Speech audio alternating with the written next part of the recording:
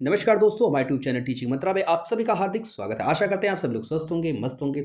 तो चलिए आइए जल्दी से हमारे चैनल से जुड़ जाइए और जिन भाई बहनों ने हमारे यूट्यूब चैनल को सब्सक्राइब नहीं किया है वो सब लोग सब्सक्राइब कर ले और बेल आइकन को प्रेस कर दें और जाने से पहले एक लाइक और एक शेयर कर दें, क्योंकि आपके लाइक से जो है हमें मोटिवेशन मिलता है, जिसके कारण और भी ज़्यादा वीडियो लेकर के आने के लिए हम लोग तत्पर रहते हैं। तो चलिए आइए जल्दी से हमारे चैनल सभी लोग जुड़ जाइए। तो चलते हैं प्रश्न नंबर 1 की ओर। कमेंट बॉक्स में जो है साथ में इसका आंसर आप सभी लोग जरूर दीजिएगा, ठीक है। तो प्रश्न नंबर 1 क्या कहता है? चुंबकीय वेधशाला जिसका उद्घाटन 30 मार्च 2015 को किया गया था, वह अवस्थित है बताइए कहाँ? इलाहाबाद में, गुलमर्ग में, शिलांग में या पोर्ट ब्लेयर में? तो कहाँ पे? तो वो पोर्ट ब्लेयर में स्थित है, ठीक है। क्या चुंबकीय वेधशाला जिसका उद्घाटन कब किया गया था? तो 30 मार्च 2015 को, ठीक है। Option D is the right option. ये आज का जो प्रैक्टिस सेट है ये 59वां मतलब 59 प्रैक्टिस सेट है, ठीक है। तो सभी लोग चलिए चलते हैं नेक्स्ट प्रश्न नंबर जो है दूसरा। उत्तरी गोलार्ध में कर्क संक्रांति के समय 12 घंटे का दिन होगा बताइए। कर्क रेखा पर होगा, मकर रेखा पर होगा या आर्कटिक वृत्त पर होगा या डी कहता है विषुवत रेखा पर होगा? तो कहाँ पे होगा? तो विषुवत रेखा पर होगा, ठीक है। कहाँ पे? विषुवत रेखा पर जो है कर्क संक्रांति के समय जो है 12 घंटे का दिन होगा, ठीक है, उत्तरी गोलार्ध में। Option D is the right option, ठीक है। तो हमारे जो है कुछ समय में जो है बीपीएससी जो है 4.0 की प्राइमरी और जूनियर की भी जो है वीडियोस जो है प्रैक्टिस सेट आने वाली है। अगर किसी भाई बहन को उसके जो है कोई सुझाव चाहिए, मतलब कुछ कहना चाहता है कि नहीं सर प्रैक्टिस सेट नहीं, हमें जो है टॉपिक वाइज जो है कराइए डीप नॉलेज के साथ, तो हम वैसे ही वीडियो लेकर के आएंगे। तो आप सभी लोग जो है कमेंट बॉक्स में जरूर बताइएगा, ठीक है। तो चलिए प्रश्न नंबर तीसरे की ओर चलते हैं। प्रश्न नंबर तीसरा स्क्रीन पर आ चुका है। मकर संक्रांति के समय कर्क रेखा पर दोपहर के समय का उंततांश होता है बताइए। 23.5 डिग्री होता है, 43 डिग्री होता है, 47 डिग्री होता है और डी कहता है 66.5 डिग्री होता है। तो बताइए राइट आंसर क्या है? तो कितना होता है? तो 66.5 डिग्री होता है, ठीक है। Option D is the right option. चलिए प्रश्न नंबर जो है चौथा। विषुव वर्ष में 2 काल जब दिन और रात बराबर होते हैं होता है बताइए। 21 मार्च और 23 सितंबर, 22 फरवरी और 23 अगस्त को, 15 अक्टूबर और 23 अप्रैल को, डी कहता है 22 जुलाई और 22 दिसंबर को। तो बताइए राइट आंसर क्या है? तो राइट आंसर जो है 21 मार्च और 23 सितंबर, ठीक है। Option A is the right option, ठीक है। क्या? विषुव वर्ष में 2 काल दिन रात जो है बराबर होते हैं। क्या? 21 मार्च को और 23 सितंबर को जो होता है दिन और रात जो है दोनों बराबर होते हैं, ठीक है। तो चलते हैं प्रश्न नंबर जो है पांचवा।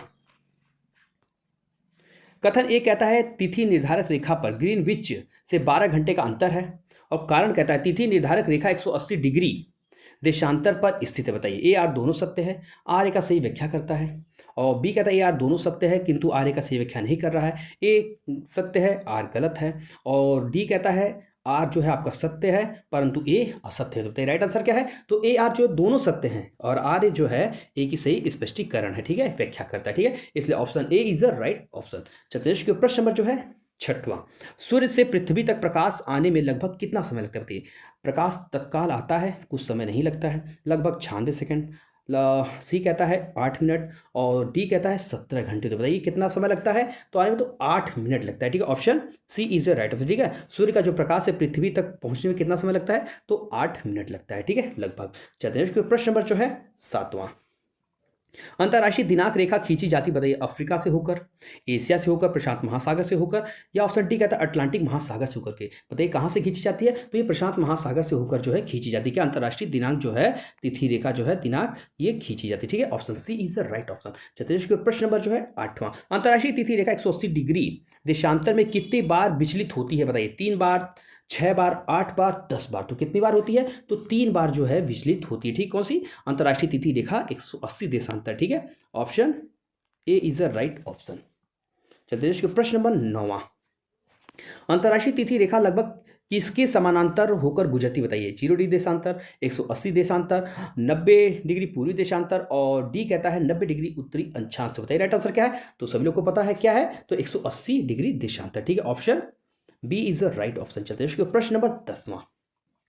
निम्नलिखित में से किस अंशांशी कटिबंध को जनसंख्या की गुत्थी के रूप में जाना जाता है बताइए। 0 डिग्री से 20 डिग्री उत्तरी अक्षांश को, और बी कहता है 20 डिग्री से लेके 40 डिग्री उत्तरी अक्षांश तक, और सी कहता है 20 डिग्री से 45 डिग्री दक्षिणी अक्षांश, और डी कहता है 40 डिग्री से 60 डिग्री दोनों गोलार्धों में। तो बताइए राइट आंसर क्या है? तो right answer option number B is the right answer.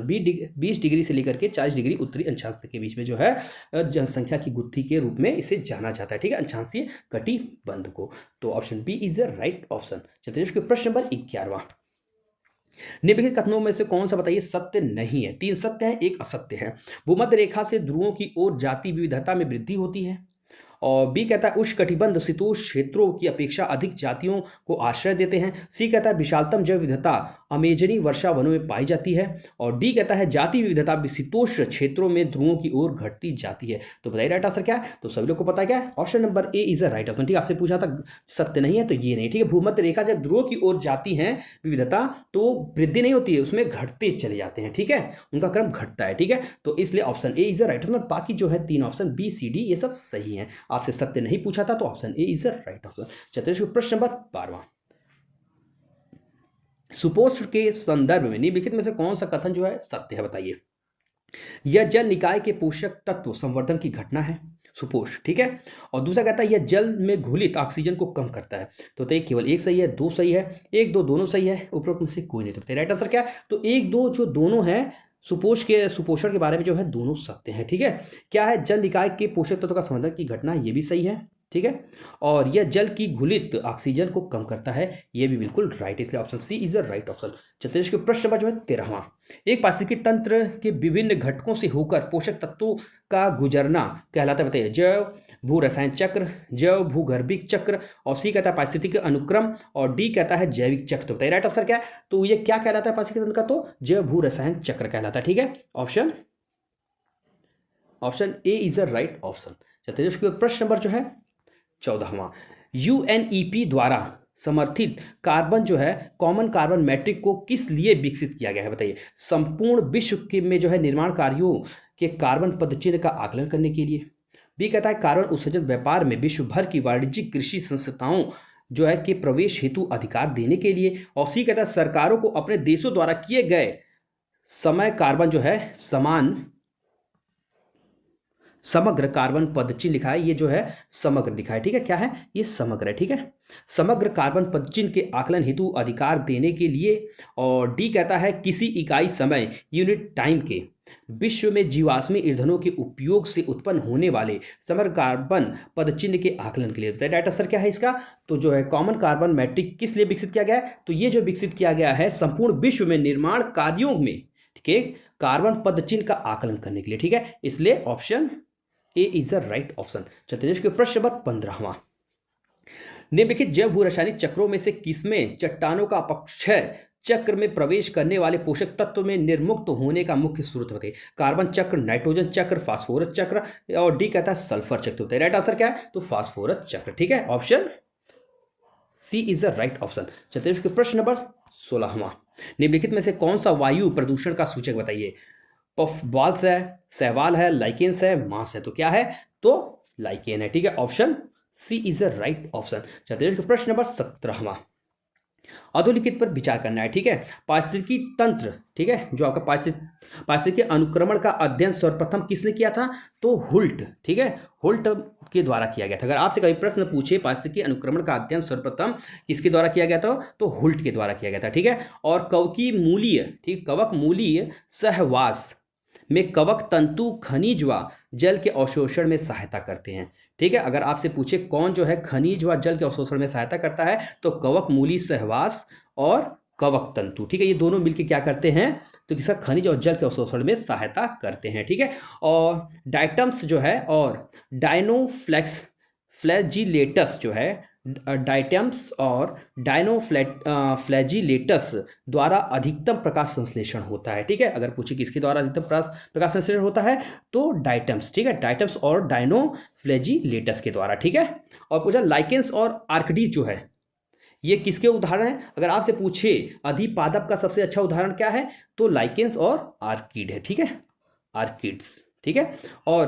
परजीविता ऋणात्मक पारिस्थितिकी क्रिया का उदाहरण प्रस्तुत करते हैं। ठीक है, ऋणात्मक पारिस्थितिकी क्रिया का उदाहरण कौन प्रस्तुत करता है? तो परजीविता करता है। ठीक है, क्या करता है? तो परजीविता करता है। और पारिस्थितिकी तंत्र में ऊर्जा का प्रवाह निचले से उच्च स्तर की ओर जाता है। ठीक है, अगर आपसे पूछे पारिस्थितिकी तंत्र में ऊर्जा का जो प्रवाह है किस ऊपर से नीचे की ओर जाता है, नीचे से ऊपर की ओर कैसे जाता है, अगर ये पूछे तो निचले से क्या होता है? उच्च ऊपर, मतलब ऊपर के स्तर की ओर जाता है। ठीक है, तो सभी लोग नोट कर चुके हैं। चलिए प्रश्न नंबर जो है 18वां, जीवमंडल में क्रियाशील सभी चक्रों में सबसे मंद गति से संपादित होता है क्या?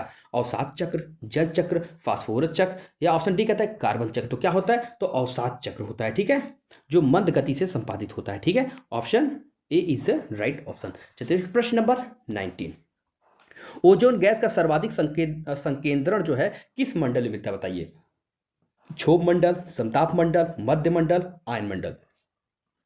तो ओजोन गैस का जो सर्वाधिक संकेंद्रण किस मंडल में मिलता है?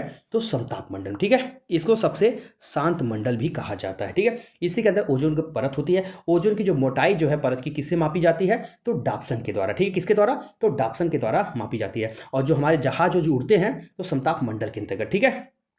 और क्षोभ मंडल के अंतर्गत कौन सी क्रिया होती है? तो क्षोभ मंडल के अंदर जो है वर्षा का होना, बिजली कड़कना, जो भी होते हैं तूफान उफान वाला, सब जो है क्षोभ मंडल के अंतर्गत होता है, ठीक है। और मध्य मंडल जो है सबसे ठंडा मंडल है, ठीक है।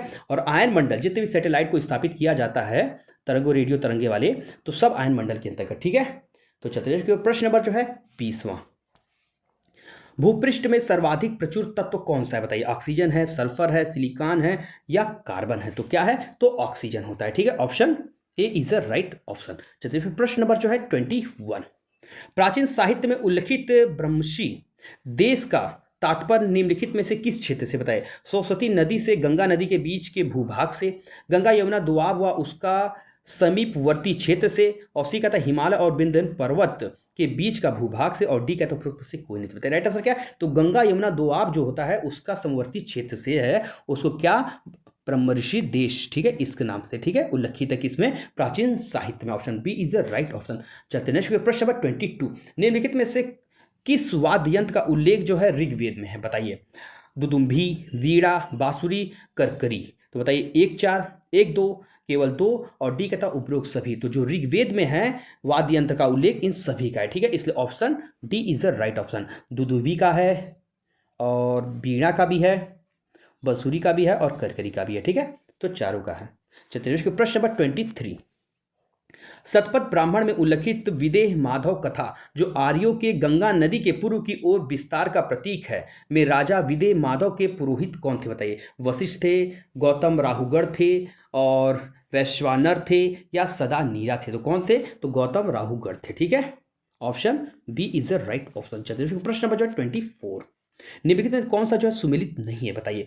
परी जो है व्यापारी, जो वैदिक था उस समय जो है उस समय जो प्राचीन समय में जो है पाणी का अर्थ होता था, पाणी शब्द का प्रयोग जो है व्यापारी के लिए किया जाता था। और साधु वधु जो है आजीवन आश्रम में रहकर शिक्षा प्राप्त करने वाले के लिए, और अन्य प्रेष्य जो है शूद्र के लिए, और तुला बीज जो है रत्तिका के लिए। तो बताइए इसमें से कौन सा पूछा है? सही सुनित नहीं है तो कौन सा? तो option B is the right option, ठीक है। साधु वधु जो है उनके लिए आजीवन आश्रम में रहकर शिक्षा प्राप्त करने वालों के लिए नहीं प्रयोग किया जाता था, ठीक है। तो आपसे गलत पूछा था, तो option B is the right option. प्रश्न नंबर जो है 25। निम्नलिखित कथनों पर विचार करते हुए सही कथनों का चयन कूट के माध्यम से कीजिए बताइए।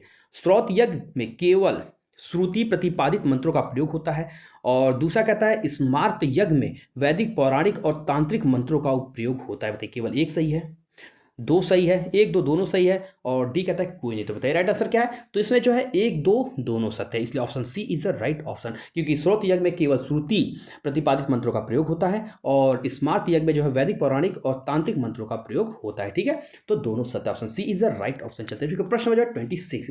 निम्नलिखित ग्रंथों में से किसमें उल्लिखित है कि यज्ञ टूटी नौकाओं के समान तथा उनके कर्मकांड अल्प फल वाले हैं बताइए? छांदोग्य उपनिषद, मुंडकोपनिषद, मंडूक्योपनिषद, और डी कहता है कठोपनिषद। तो बताइए राइट आंसर क्या है? तो मुंडकोपनिषद के अंतर्गत, ठीक है। Option B is the right option, ठीक है। चलते हैं प्रश्न नंबर जो है 27।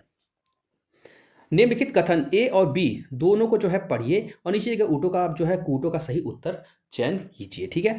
तो ए कहता है विश्व के सभी भागों में ईसवी पूर्व 6ठी शताब्दी एक महान धार्मिक उथल पुथल का काल था। बी कहता है वैदिक धर्म बहुत जटिल हो चुका था। तो बताइए दोनों ए और बी दोनों गलत हैं, और बी कहता है दोनों ए और बी दोनों सही हैं। सी कहता है ए सही परंतु जबकि बी गलत है, और डी कहता है ए गलत परंतु बी सही है। तो बताइए राइट आंसर क्या है? तो जो है दोनों ए व बी जो है दोनों पूर्णतः सत्य है, इसलिए option B is the right option, ठीक है। तो चलते हैं प्रश्न नंबर 28।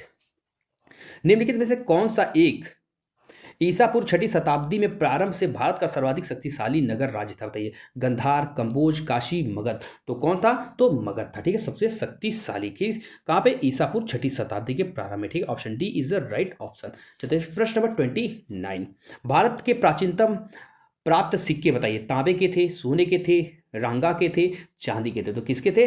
तो चांदी के सिक्के, सबसे ज्यादा प्राचीनतम सिक्के प्राप्त किए गए हैं तो चांदी के, ठीक है। Option D is the right option. चलिए फिर प्रश्न नंबर 30, गौतम बुद्ध के समय का प्रसिद्ध वैद्य जीवक जिसके दरबार में संबंधित था, बताइए। वो बिम्बिसार के, या चरण प्रधोत के, प्रसेनजित के, या उदयन के। तो किसके?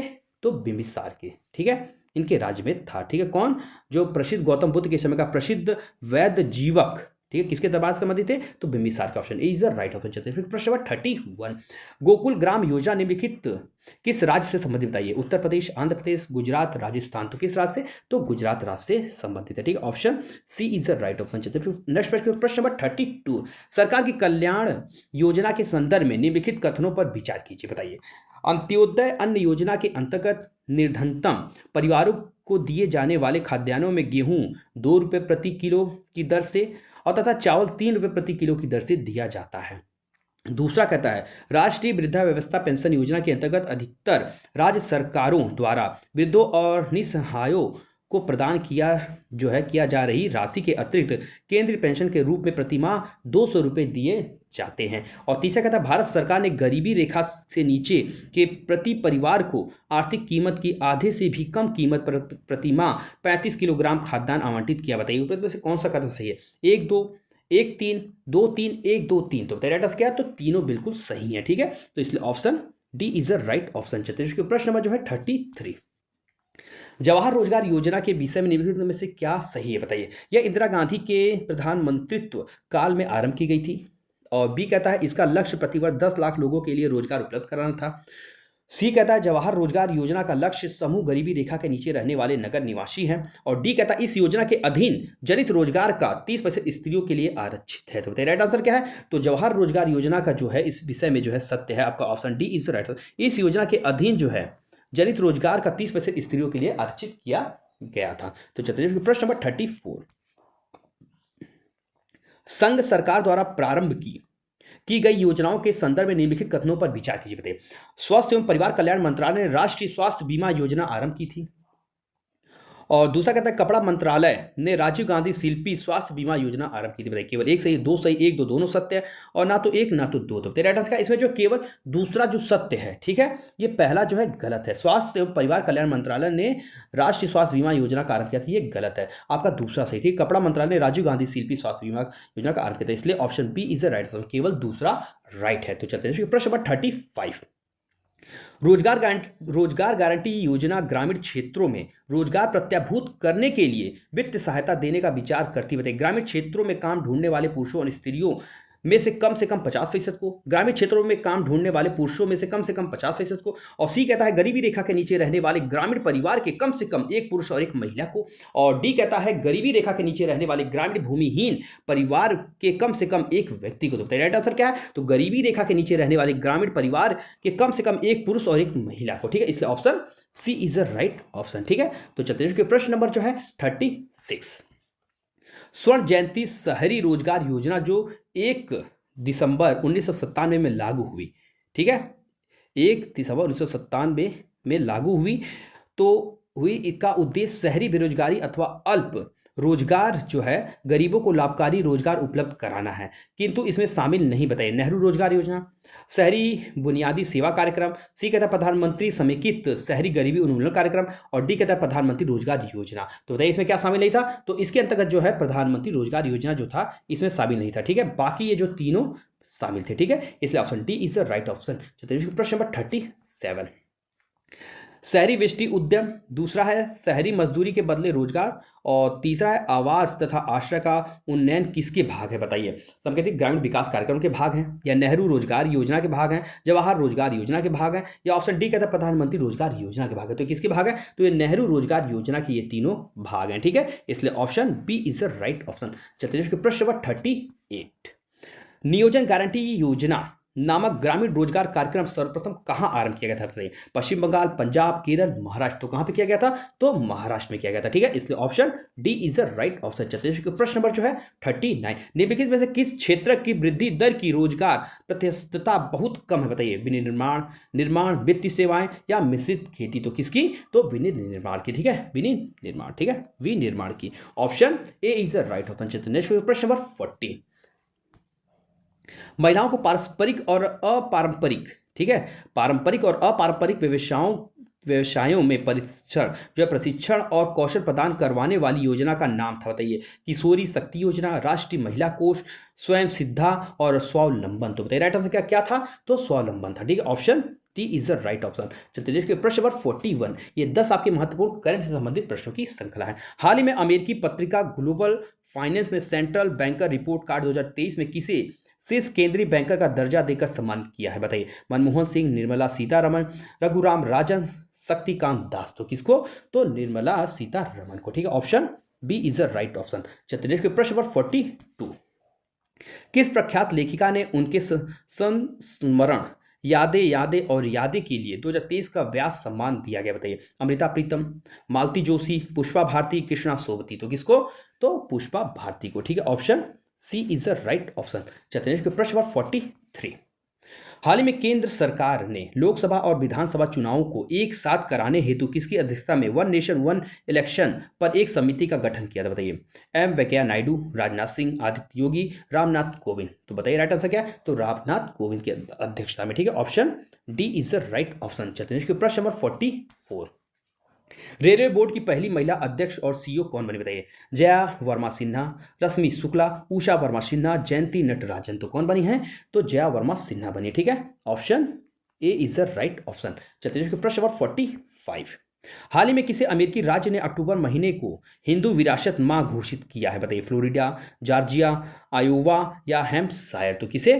तो जॉर्जिया को। Option B is the right option. ठीक है, तो चलते हैं प्रश्न नंबर 46, किस प्रख्यात भारतीय ऑन्कोलॉजिस्ट को 65वें रेमन मैग्सेस पुरस्कार 2023 से सम्मानित किया? बताइए।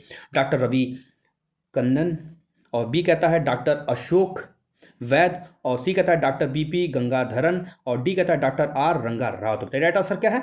तो right answer option number A is the right option. ठीक है, इनको किससे? तो 65वें रेमन मैग्सेस पुरस्कार 2023 से सम्मानित किया गया है। ठीक है, तो चलते नेक्स्ट प्रश्न नंबर जो है 47, भारत के किस पहले स्वदेशी रूप से विकसित 700 मेगावाट के परमाणु ऊर्जा संयंत्र ने पूरी क्षमता से परिचालन शुरू कर दिया? बताइए। कलपक्कम तमिलनाडु का, काकरापारा गुजरात का, कैगा कर्नाटक का, रावत भाटा राजस्थान का। तो ये कौन है? तो काकरापारा गुजरात का। ठीक है, तो option B is the right option. चलिए प्रश्न नंबर 48, हाल ही में केंद्र सरकार ने किस सार्वजनिक क्षेत्र उपक्रम पीएसयू को महारत्न कंपनी का दर्जा दिया? बताइए। राष्ट्रीय केमिकल एंड फर्टिलाइजर, बी कहता है ऑल ऑयल इंडिया लिमिटेड, सी कहता है खनिज जो है राष्ट्रीय खनिज विकास निगम, और डी कहता है रेल विकास निगम लिमिटेड। तो बताइए राइट आंसर क्या है? तो ऑयल इंडिया लिमिटेड को। ठीक है, नवरत्न कंपनियों में इनको दर्जा दिया गया। ठीक है, option B is the right option. चलिए प्रश्न नंबर 49, 69वें राष्ट्रीय फिल्म अवार्ड में बेस्ट फीचर फिल्म का अवार्ड किस फिल्म को मिला? बताइए। पुष्पा, गंगूबाई काठियावाड़ी, शेरशाह, और डी कहता है रॉकेटरी। तो किसे मिला है? तो रॉकेटरी को। ठीक है, option D is the right option. चलिए प्रश्न नंबर 50, FIDE विश्व कप 2023 का किताब किसने जीता? बताइए। विश्वनाथ आनंद, मैग्नस कार्लसन, और सी कहता है आर प्रज्ञानंद, और डी कहता है डी गुकेश। तो बताइए राइट आंसर क्या है? तो मैग्नस कार्लसन ने जीता है। ठीक है, option B is the right option. तो आज हमारे 50 प्रश्नों की श्रृंखला यहाँ पे समाप्त होती है। आशा करते हैं सभी को हमारी वीडियो काफ़ी पसंद आई होगी। तो हमारे साथ बने रहने के लिए आप सभी का बहुत बहुत धन्यवाद। तो किसी भाई बहन का अगर कोई सुझाव हो तो जरूर जो है कमेंट बॉक्स में जरूर बताएं। तो जिन भाई बहनों ने हमारे चैनल को सब्सक्राइब नहीं किया, सो लोग सब्सक्राइब कर ले और बेल आइकन को प्रेस कर दें, और जाने से पहले एक लाइक और एक शेयर कर दें, क्योंकि एक आप लाइक से जो है हमें मोटिवेशन मिलता है, और एक शेयर करेंगे तो हमारे परिवारों की संख्या बढ़ेगी और हमारी वीडियो जो ज़्यादा ज़्यादा लोग तक पहुँच सकेगी। तो चलिए आपसे पुनः मुलाकात होगी नेक्स्ट वीडियो में। तो आप सभी का बहुत बहुत धन्यवाद।